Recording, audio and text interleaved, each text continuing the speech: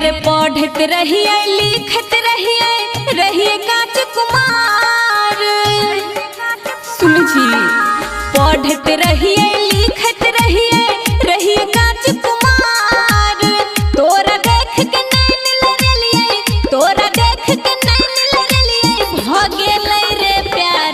सुन रे यार यार तू ही प्यार छै मजबूरी जाय छी ससुरार रे। तू ही प्यार छै मजबूरी जाय छी ससुरार रे।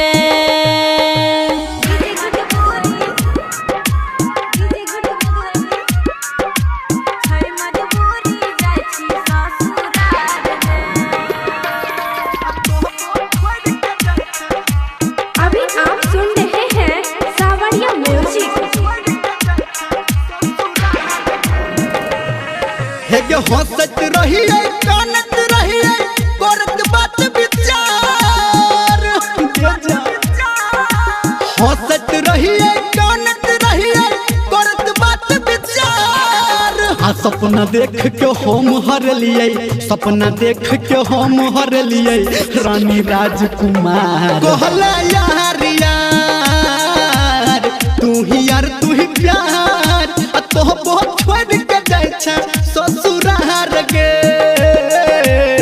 तू ही प्यार तो बहुत छोड़ के जाय छ ससुरार गे। किया गे जा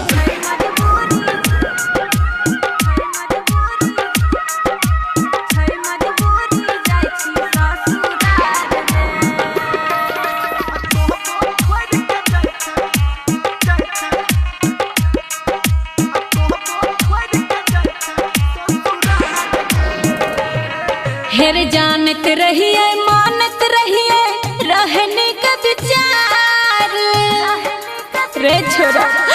जानत रहिए मानत रहिए रहने का विचार।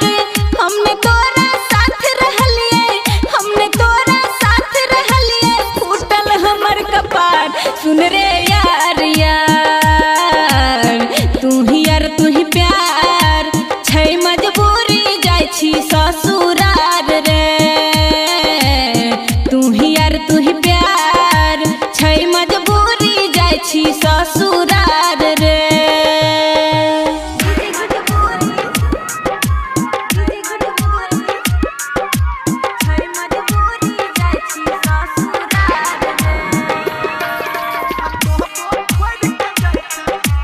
माँ गायत्री रिकॉर्डिंग स्टूडियो।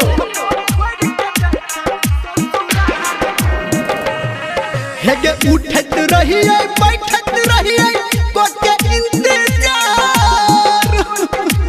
तोरा ले उठत रहिए बैठत रहिए के इंतजार।